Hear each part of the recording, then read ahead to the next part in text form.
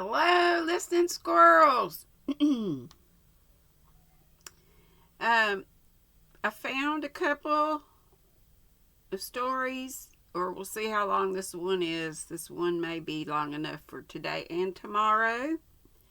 And then January 1st, my good buddy Pat Dancer, Shuggy Pat Dancer, is the only one that I've heard of with a suggestion, and she suggested Agatha Christie books. So I got one of her ultimate collection books that has a bunch of her stories in it, or books in it. So we'll start on Christmas Day with the Christmas Pudding. It's a short story. It only has 4 chapters. Well, I don't know how long the chapters are. So thanks, Pat. But today and tomorrow it'll be from Harriet Beecher Stowe.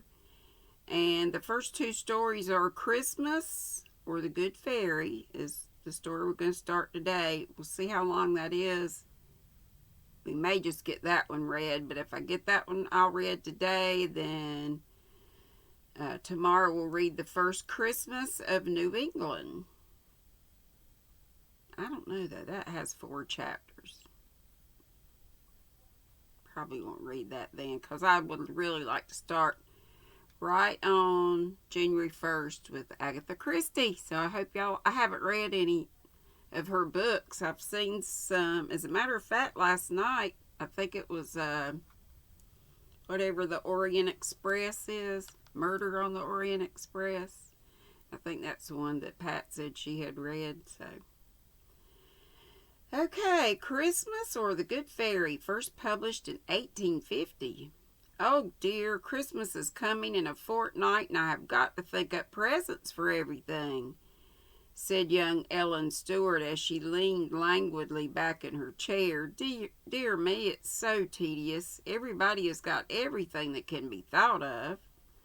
Oh no, said her confidential advisor, Miss Lester, in a soothing tone. You have means of buying everything you can fancy, and when every shop and store is glittering with all manner of splendors, you cannot surely be at a loss.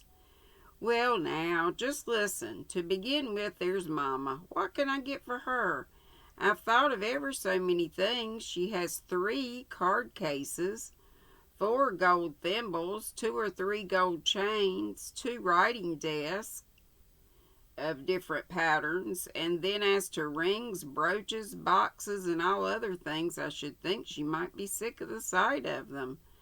I am sure I am, said she, languidly gazing on her white and jeweled fingers. This view of the case seemed rather puzzling to the advisor, and there was silence for a few minutes when Ellen, yawning, resumed. And then there's cousins Jane and Mary. I suppose they'll be coming down on me with a whole load of presents. And Mrs. B will send me something she did last year. And then there's cousins William and Tom. I must get them something. And I would like it to do well enough if only I knew what to get. Well, said Eleanor's aunt, who had been sitting quietly rattling her knitting needles during this speech, it's a pity that you had not such a subject to practice on as I was when I was a girl. Presents did not fly about in those days as they do now. I remember when I was 10 years old, my father gave me a most marvelously ugly sugar dog for Christmas gift. And I was perfectly delighted with it. The very idea of a present was so new to us. What the heck is a sugar dog? An ugly sugar dog. Dear Aunt, how delighted I should be if I had any such fresh, unsophisticated body to get presents for. But to get and get for people that have more than they know what to do with now, to add pictures, books, and gilding when the center tables are loaded with them now, and rings and jewels when they are a perfect drug. I wish myself that I were not sick and sated and tired of having everything in the world given me.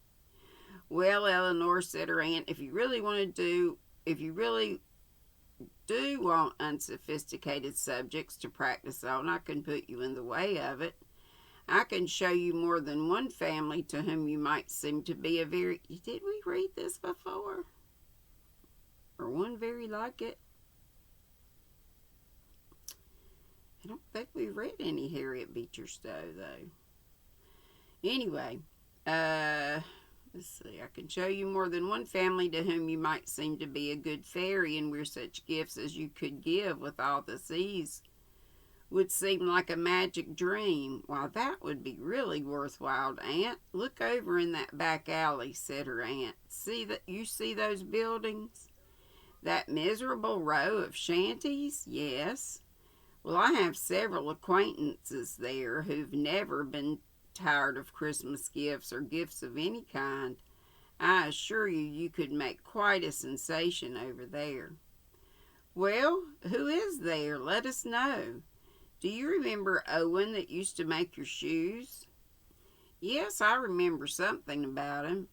Well, he's fallen into consumption and cannot work anymore, and he and his wife and 3 children live in one of the rooms. How do they get along?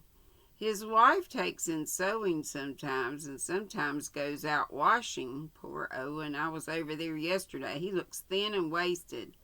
And his wife was saying he was parched with constant fever and had very little appetite. She had, with great self-denial and by restricting herself almost of necessary food, got him 2 or 3 oranges, and the poor fellow seemed so eager after them. Poor fellow, said Eleanor involuntarily. Now, said the aunt, suppose Owen's wife should get up on Christmas morning and find at the door a couple dozen oranges and some of those nice white grapes such as you had at your party last week. Don't you think it would make a sensation? Why, yes, I think very likely it might, but who else, Aunt? You spoke of a great many. Well, on the lower floor there's a neat little room that's always kept perfectly trim and tidy. It belongs to a young couple who have nothing beyond the husband's day wages to live on. They're nevertheless as cheerful and chipper as a couple of wrens. She is up and down a half dozen times a day to help poor Mrs. Owen. She has a baby of her own, about 5 months old, and of course does all the cooking, washing, and ironing for herself and husband. And yet, when Mrs. Owen goes out to wash, she takes her baby and keeps it whole days with her. I'm sure she deserves that the good fairy should smile on her, said Eleanor. One baby exhausts my stock of virtues very rapidly. But you ought to see her baby, said Aunt E. So plump, so rosy and good-natured, and always clean as a lily. This baby is a sort of household shrine. Nothing is too sacred or too good for it, and I believe the little thrifty woman feels only one temptation, to be extravagant, and that is to get some ornaments to adorn this little divinity. Why did she ever tell you so? No, but one day when I was coming downstairs, the door of her room was partly open, and I saw a peddler there with open box. John, the husband, was standing with the little purple cap on his hand, which he was regarding with mystified, admiring air, as if he didn't quite comprehend it, and trim little Mary gazing at it with longing eyes. I think we might get it, said John. Oh, no, said she regretfully, yet I wish we could. It is so pretty. Say no more, Aunt. I see the good fairy must pop a cap into the window on Christmas morning. Indeed, it shall be done. How they will wonder where it came from and talk about it for months to come. Well, then, continued her aunt, in the next street to ours there's a miserable building that looks as if it were going to topple over, and away up in the 3rd story, in a little room just under the eaves, live 2 poor, lonely old women. They are both nearly on to 90. I was in there day before yesterday. One of them is constantly confined to her bed with rheumatism, the other weak and feeble with failing sight and trembling hands. We've read this before, but oh well. Totters about, with failing sight, totters about her only helper, and they are entirely dependent on charity. Can't they do anything? Can't they knit? Said Eleanor. You're young and strong, Eleanor, and have quick eyes and nimble fingers. How long would it take you to knit a pair of stockings? I? Said Eleanor. What an idea. I've never tried, but I think I could get a pair done in a week, perhaps. And if somebody gave you 25 cents for them, and out of this you had to get food, pay room rent, and buy coal for your fire and oil for your lamp, stop, Aunt, for pity's sake. Well, I will stop you, but if they can't, well, I will stop, but they can't. They must pay so much every month for that miserable shell they live in, or be turned into the street. The meal and flour that some kind person sends goes off for them just as it does for others, and they might get more or starve, and coal is now scarce and high priced. Oh, Aunt, I'm quite convinced, I'm sure. Don't run me down and annihilate me with all these terrible realities. What shall I do to play good fairy to these poor old women? If you will give me full power, Eleanor, I will put up a basket to be sent to them that will give them something to remember all winter. Oh, certainly I will. Let me see if I can't think of something myself. Well, Eleanor, suppose then some 50 or 60 years hence, if you were old and your father, mother, and aunts and uncles, now so thick around you, lay cold and silent in so many graves, you have somehow got away off to a strange city where you have never known. You live in a miserable garret where snow blows at night through the cracks, and the fire is very apt to go out in the old cracked stove. You sit crouching over the dying embers the evening before Christmas. Nobody to speak to, nobody to care for you except another poor old soul who lies moaning in the bed. Now what would you like to have sent you? Oh, Aunt, what a dismal picture. And yet, Ella, all poor forsaken old women are made of young girls who expected it in their youth as little as you do, perhaps. Say no more, Aunt. I'll buy, let me see, a comfortable warm shawl for each of these poor women. And I'll send them, let me see, some tea. Nothing goes down with old women like tea. And I'll make John wheel some coal over to them. And, Aunt, it would not be a very bad thought to send them a new stove. I remember the other day when Mama was pricing stoves, I saw such nice ones for $2 or $3. For a new hand, Ella, you work up the idea very well, said her aunt. But how much ought to I give for any one case to these women, say? How much did you give last year for any single present? Why, $6 or $7 for some. Those elegant souvenirs were $7. That ring I gave Mrs. B was $20. And do you suppose, Mrs. B, was any happier for it? No, really, I don't think she cared much about it, but I had to give her something because she had sent me something the year before. And I did not want to send a paltry present to one of her circumstances.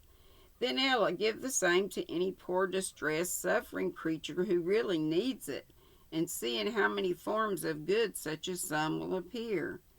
That one hard, cold, glittering ring that now cheers nobody, and means nothing, that you give because you must, and she takes because she might, if broken up into smaller sums, send real warm and heartfelt gladness through many a cold and cheerless dwelling, though many Wait a minute. Through many an aching heart. You're getting to be an orator, Aunt, but don't you approve of Christmas presents among friends and equals? So remember reading this. Yes, indeed, said her aunt, fondly stroking her head. I have had some good Christmas presents that did me a world of good. A little bookmark, for instance, that a certain niece. A niece of mine worked for me with wonderful secrecy 3 years ago when she was not a young lady with a purse full of money. That bookmark was a true Christmas present, and my young boys, and my young, no, lines are going together. Purse full of money, that bookmark was a young couple across the way, are plotting a profound surprise to each other on Christmas morning. John has contrived by an hour of extra work every night to lay by enough to get Mary a new calico dress, and she, poor soul, has bargained away the only thing in the jewelry line she ever possessed to be laid out in a new hat for him.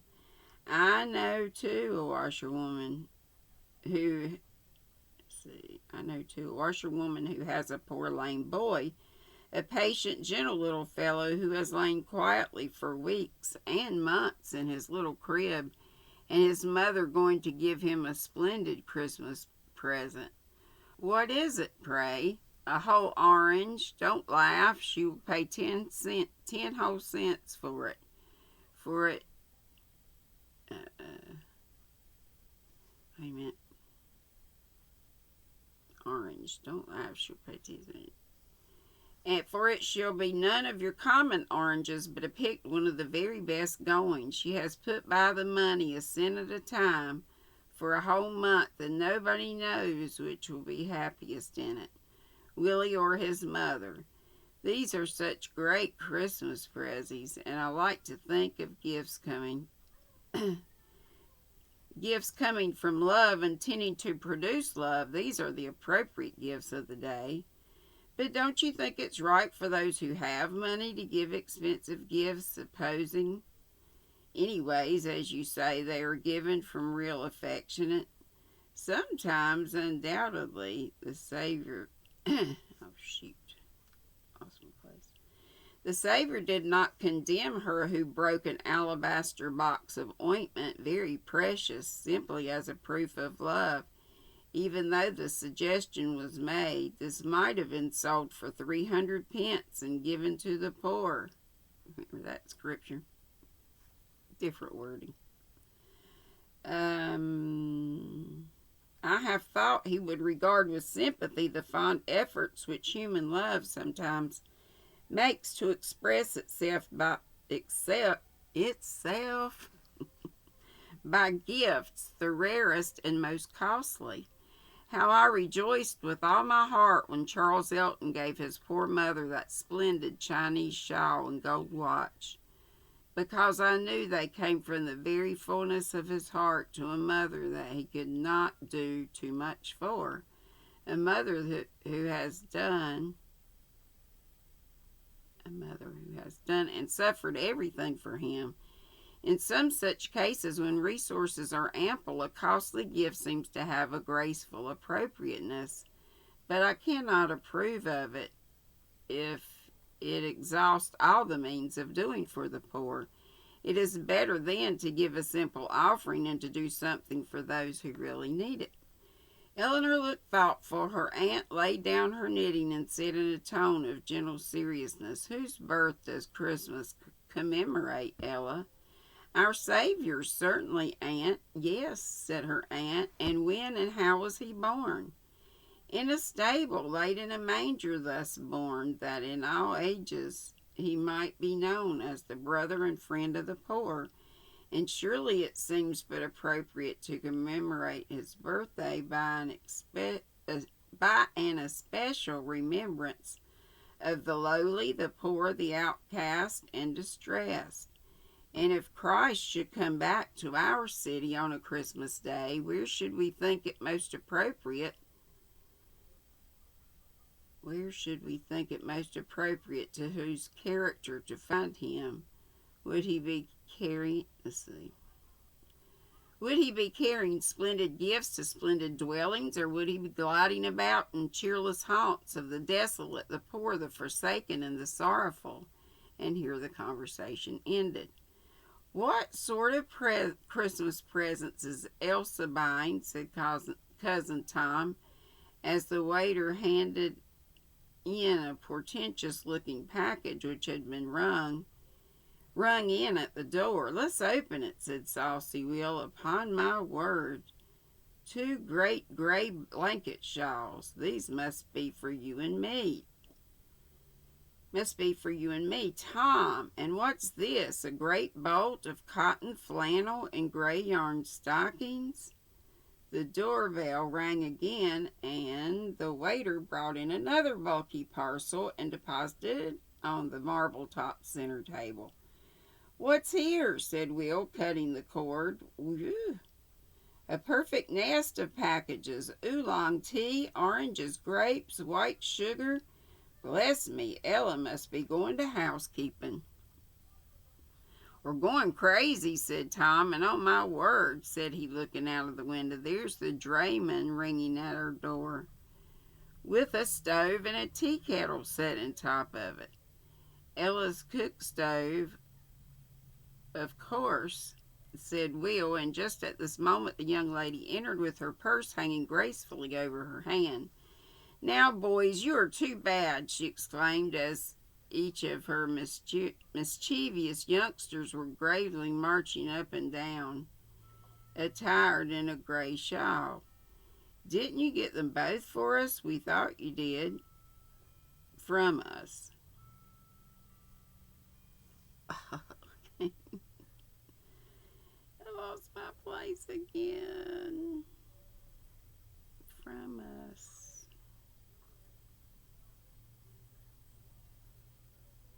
Didn't you get them? I thought it said for us. We thought you did, said both. Ella, I want some of that cotton flannel to make me a pair of pantaloons, said Tom. I say, Ella, said Will, when are you going to housekeeping? Your cooking stove is standing down in the street, upon my word. John is loading some coal on the dray with it. Ella, isn't that going to be sent to the office? To my office, said Tom. Do you know, I do so languish for a new stove with a tea kettle in the top to heat a fellow's shaving water. Just then another ring at the door, and the grinning waiter handed in a small brown paper parcel for Miss Ella. Tom made a dive at it, and staving off the brown paper, developed a jaunty little purple velvet cap with silver tassels. My smoking cap, as I live, said he, only I shall have to wear it on my thumb instead of my head. Too small entirely, said he, shaking his head gravely. Come, you saucy boys, said Aunt E, entering briskly. What are you teasing Ella for? Why, do you see this lot of things, Aunt? She went. What in the world is Ella going to do with all of them? Or if I had it. What in the world?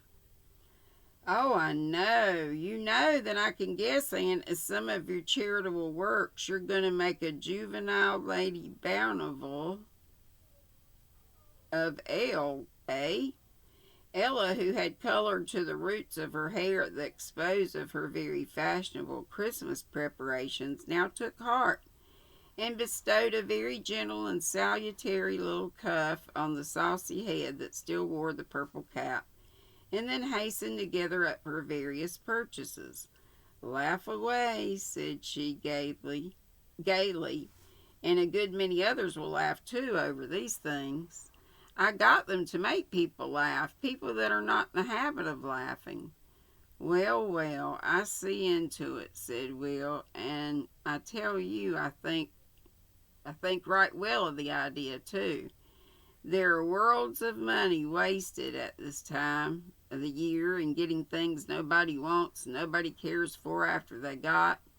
And I'm glad for my part that you're going to get up a variety in this line. In fact, I should like to give you one of these stray leaves. Give you one of these stray leaves to help on, said he, dropping a $10 note into her paper. I like to encourage girls to think of something besides breastpins and sugar candy. But our story spins on too long. If anybody wants to see the results of Ella's first attempts at good fairyism, they can call at the doors of 2 or 3 older buildings on Christmas morning, and they shall hear all about it. And that's it. I know we read that, but I don't remember it being called that. So, I'm looking to see if there's something else. What I may do is just leave this book for a while and go ahead and start on one of the Agatha Christie books tomorrow. How about that? That sound good? Let me take a look at what I did. Here's that book. Where is that book? Agatha Christie. Yeah, I told y'all and forgot. There's lots of books. This is the last one in the collection, I think. The Adventure of the Christmas Pudding. But wait a minute. It says book 33. Does that mean I need to read all the others in order? And I bet it does. Oh well, let's see what the book starts with. What do it start with? The Mysterious Affair at Styles, Styles. We'll see how it goes. Be sweet, don't be ugly. I'm not live today, but tomorrow, and I'll probably still be wearing this because I just put it on to take my bro to get his eyes checked, which they're doing okay. He's got cataracts, but they're not bad enough to have surgery. So, yay. Would kinda be good to have your eyes cleared up. Lord, I got a bag full of hooks we'll go through tomorrow as I put them in this caddy up here and not have them hidden away in this bag. It's only part of them. Mercy! I love y'all. I think I'm going to go in here and try to stitch, and I know I'll go to sleep because I am so sleepy. I had a good sleep last night too. I wake up too doggone early, and then I can't just go back to sleep. I really don't try. I'm just awake and hop up. Love y'all. See you in the YouTube streets. I'm not sure if Dana's having her making meat today at 5:30 or not. Said something about maybe not having it, but I'm not sure why. But I'll check it out. And maybe see some of y'all there if she does come on. And, it's Thursday night, so it's Sandy night and Mimi night. So, I'll see you there. Bye-bye. Did I say be sweet, don't be ugly? Probably did. Love ya.